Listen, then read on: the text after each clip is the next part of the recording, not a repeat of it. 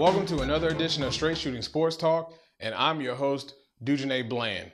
And today we're staying with our NFL breakdowns, and we're talking the New York Giants in the NFC East.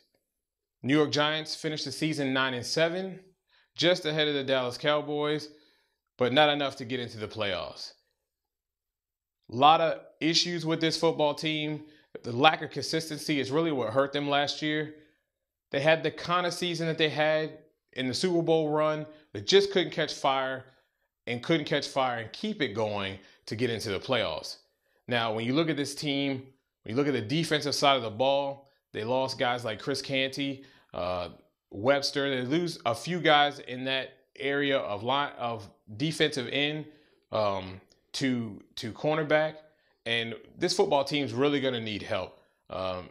There's some leaks in a lot of places, and they're just going to have to find a way to patch it together, find some solid guys that can at least hold the fort down. But they need to start looking towards the future, especially in the cornerback and defensive end positions. They could even afford to go safety. They're not that stout there. But when you look at the offensive side of the ball, they need a right tackle and need a right tackle badly. They just need tackles. Their offensive line really was up and down all year. Guys put pressure on them from the outside. Given that pressure, it allowed the middle to be wide open, and we all know pressure busts a pipe. And Eli hates pressure in his face. And when we saw that, we saw Eli throw ill-advised passes and picks that were converted into points for the opposing team. And really, when you look at the tape and you look at the season that they had, that really was the tell of the story. A lot of turnovers and bad timing, and then just flat out not showing up in football games, whether it be on the defensive side or just lacking the offensive cohesiveness needed to sustain drives and really putting a lot of pressure on that defense and not being able to convert. So really, this team has a lot of needs on defense mainly. And hey, let's not forget, Victor Cruz is not signed. As of today, he is not signed. That's huge. That was like a huge part of their offense and a really dynamic player that can stretch the field for you and was pretty much Eli Manning's security blanket at times, especially when you need the big play, and Redskins fans know about that. But when we look into the future to 2013, I'm not really sure what to expect from this Giants football team. Will they be better than the Cowboys? I don't know. Will they be better than the Eagles? You really can never tell. When you look at the paper, it's like, well, maybe not. But we all know that the Giants have surprised us on many occasions when we thought they were dead in the water. Only time will tell.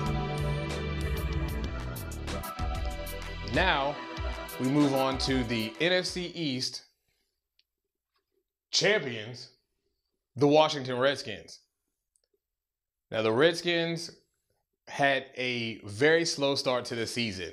Some even questioned if they would even make the playoffs. A lot of people had them losing 10 games, and then all of a sudden they caught fire, winning 7 straight games, beating the Dallas Cowboys in that playoff game matchup to make the playoffs, and falling short to the Seattle Seahawks within half, maybe not even half, RG3. What improvements this team has made. And really, Daniel Snyder, Bruce Allen, and Mike Shanahan deserve a lot of credit for really getting together a bunch of guys that aren't really stout and don't really scare anybody when you look at the roster. But when you look at how they execute on offense and defense, especially with the loss of Brian Orakpo early, Adam Carricker hurt early, this team really rallied. A lot of the guys who were second, third string guys came in. It was next man up, and they manned up and gave themselves an opportunity to make the playoffs and did so. Now, when you look at this football team, every fan knows that the need is in the secondary. The need is at safety, at corner. This team needs help in that area. A lot of opportunities to get off on third down were not able to be made for one reason or another because we just don't have the depth needed at the cornerback and safety position.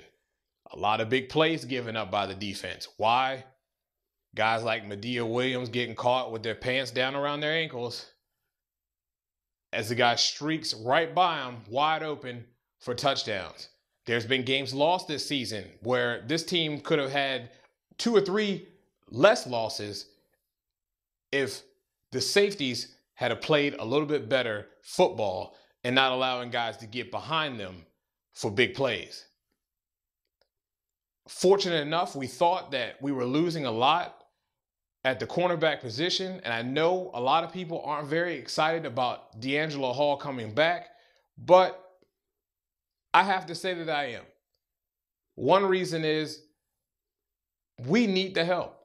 And I know it appears, for all of you people who are not very knowledgeable in football, it appears that D'Angelo Hall got beat on a lot of plays, but D'Angelo Hall was playing the play call in the way it was designed. Zone is zone.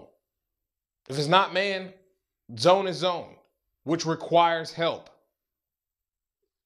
Sorry, everybody's blaming this guy, but when the game was on the line, and if it was man-to-man defense, you can bet at least 90% of the time D Hall is going to bat the ball down, get an interception, or he's not going to allow the first down. Give the guy some credit. And hey, what better guy can you have in the locker room right now that already knows your playbook, that you can get these younger guys, bring them along, and then when it's time to let D Hall go, you can let him go. But right now, this football team cannot afford to not have D'Angelo Hall. Now, hopefully in the draft, they can draft a safety. They can even get corners. We've said it before. This draft is deep with the cornerback position. So therefore, I think this football team, with all the little pieces that they have from last year, has an opportunity to go out and do this again. The ball's in their court. When you look on their offensive side, yeah, we understand RG3 went through some major knee surgery, what have you. But it's not like your backup didn't do a great job when he had to fill in for RG3. So there's really no concern there. The coaching staff has done a great job working with both quarterbacks. You have a stout running back, could add a wide receiver or two, and we know in Washington, always looking for offensive line help. Depth is a key when it comes down to winning football games and winning late in the season. You never know who's going to get hurt on the offensive line. And we know that with this Washington football team, injury bug has been like chomping down on this football team. So all we have to do is get solidified on the backside of this defense, and we could see something special happen again next year. Now, we've covered the whole entire division, and now when you look at this division as a whole, when you look at the Redskins, the ball's in their court. They're in the driver's seat.